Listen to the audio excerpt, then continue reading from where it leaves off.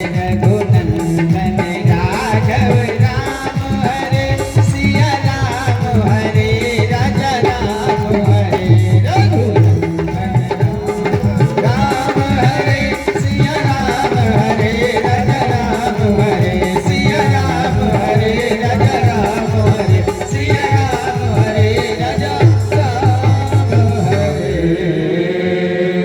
बोलिए राघवेंद्र सरकार की, अयोध्या नाथ की। देखिए इधर भरद्वाज जी ने जब चार बटुकों को भेजा है तो देखिए बहुत ही अनिवार्य स्थिति कि रास्ते में वाल्मीकि जी का आश्रम पड़ा है।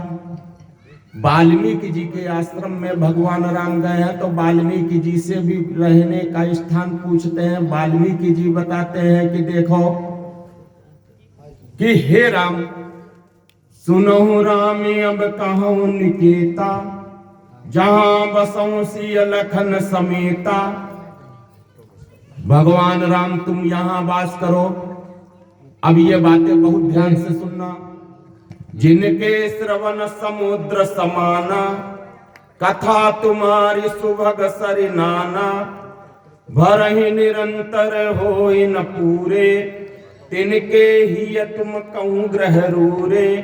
लोचक चाटक जिन करि राखे, रहई दरस जल धरे अभिलाषे। निधरहि सरित सिंधु सर भारी, रूप बिंदु जल होई सुखारी। तिनके हृदय सदन सुखदायक, बसहु बंधु सिय सह रघुनायक। हे राम जिनका निरंतर प्रेम कथा में लगा रहता है, जिनको निरंतर भगवत प्राप्ति में मन लगा रहता है, ऐसी जगह पे तुम रहो जा करके। और वाल्मीकि जी कह रहते हैं कि प्रभु प्रसाद सुचि सुभग सुबासा, सादर जासु लहै नित नासा। तुम ही निवेदित भोजन करहि, प्रभु प्रसाद पट भूषण धरहि। जो तुमको अर्पित करके भोजन करता हो उनके घर में रहो जा करके। और काम कोह मद मान न मोहा, लोभ न राग न द्वेष न द्रोहा। जिनके कपट दंभ नहीं माया, तिनके हृदय बसहु रघुराया। हे प्रभु राम आप उनके यहाँ पे रहिए। और अंत में कहते हैं कि अब गुण तज सबके गुण गाए, विप्रधेनु हित संकट सहाय। जाति पाति धन धर्म बढ़ाई, प्रिय परिवार सदन सुखदाई। सब तज राय तुम्हें उर लाई, और ते के हृदय राहु रघुराई।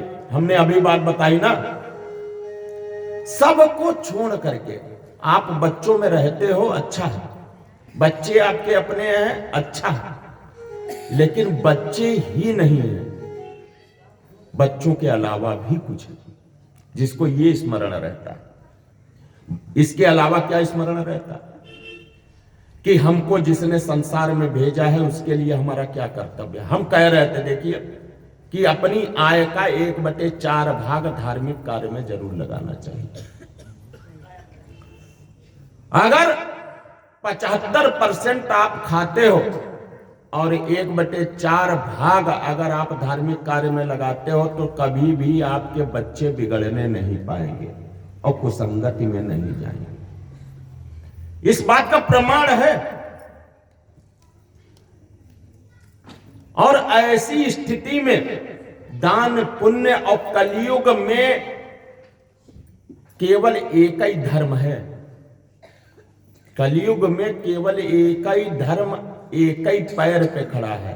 एक ही धर्म केवल एक पैर पे खड़ा है। और वो पैर कौन सा है? दान रूपी। समझ गए ना? तो अभी भी इतना बड़ा धार्मिक कार्यक्रम चल रहा है और जिनके मन के अंदर चेतना ना आई हो कि हम 1 रुपया तक यहां पे दान करें, तो फिर उनसे ज्यादा पत्थर हृदय और उनसे ज्यादा अभिमानी इस संसार में कोई नहीं। कारण क्या है? ये धार्मिक यज्ञ क्यों कराए जाते हैं? फलाहारी बाबा जी बेचारे क्यों परेशान हैं कि यहाँ पे हम कुछ ऐसे आयोजन करें और भांति भांति के विद्वानों को बुलाएं? तो उनका अपना स्वार्थ थोड़ा ना है।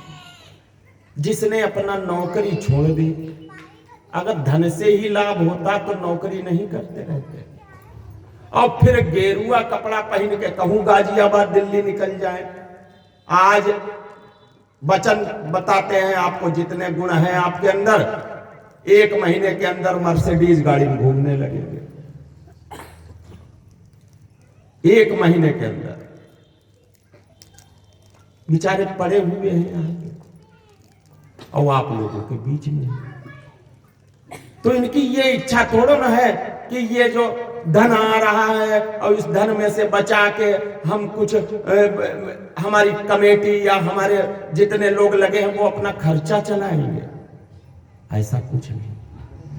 एक एक पैसा हिसाब में लिखा जा रहा है।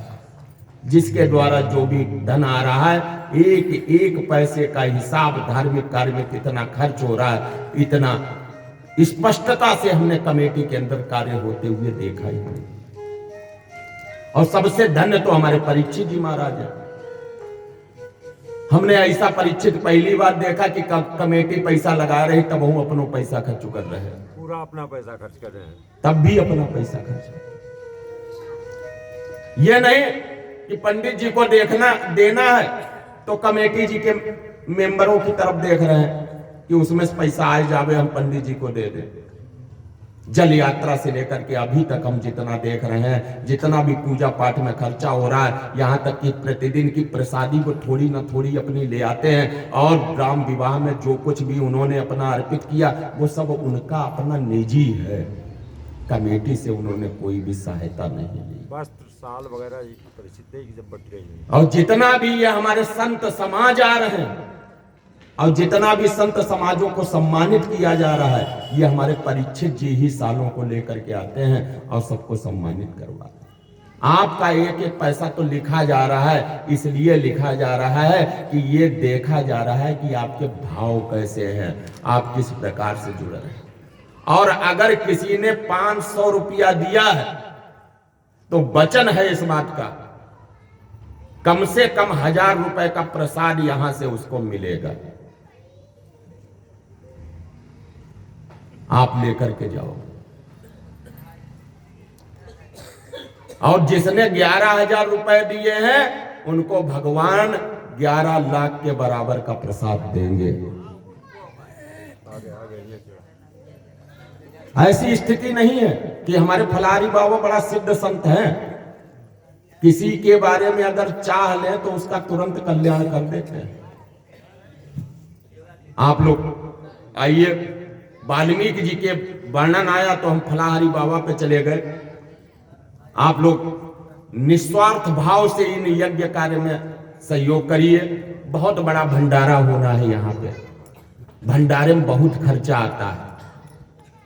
ऐसा मत समझना कि भंडारे में 1000-2000 रुपये में कुछ हो जाता है। कथा भागवत कराना एक अलग बात है, अब व्यवस्थित कराना यह बहुत अलग बात है।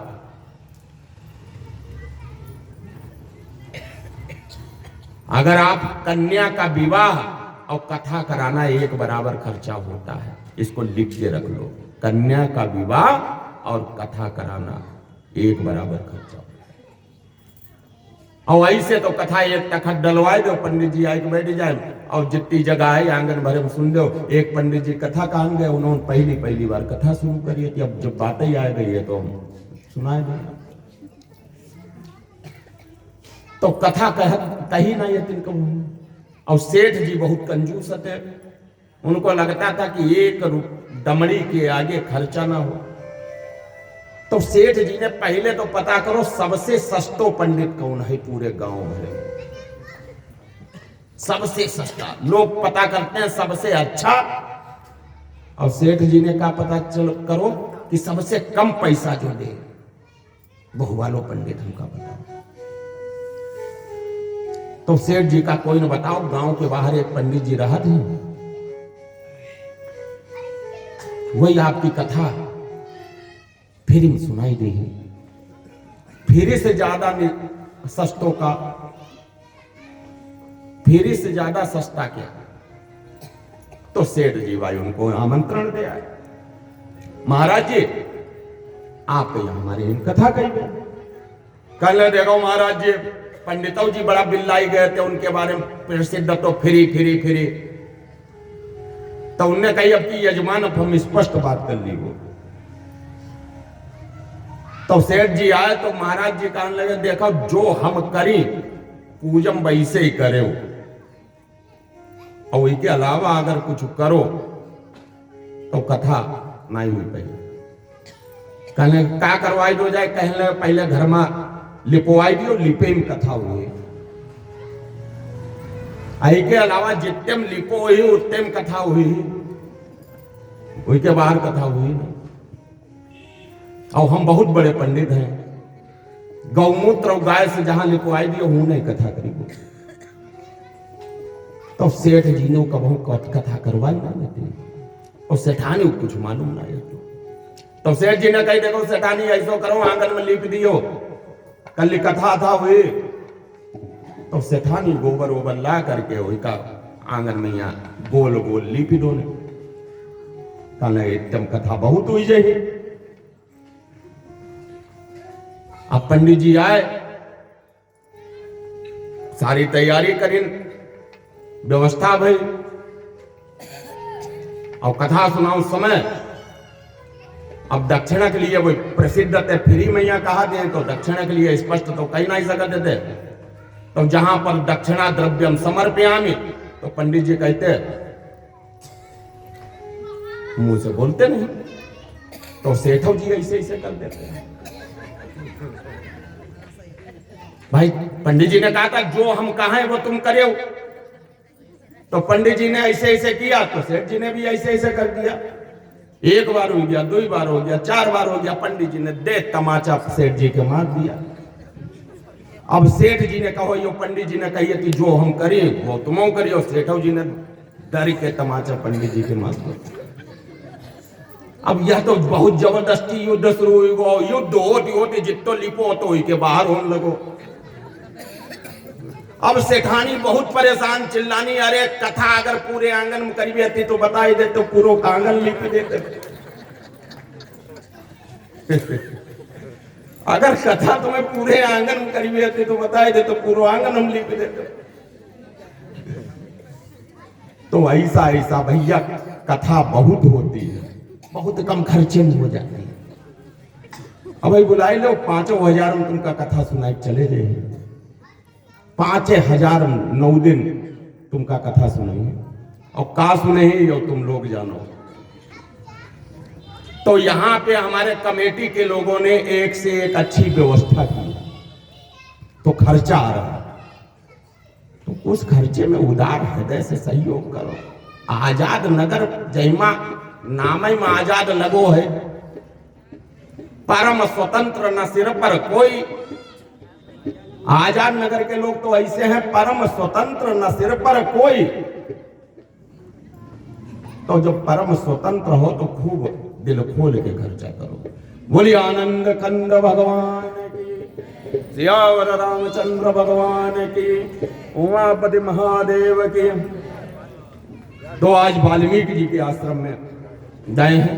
हाँ चलो जब तक भजन करो दयासन कर, जल पी ले। दया करो भाई, भैया माइक चालू कर दो।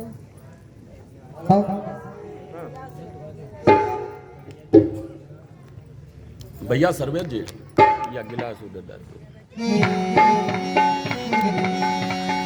जरा देर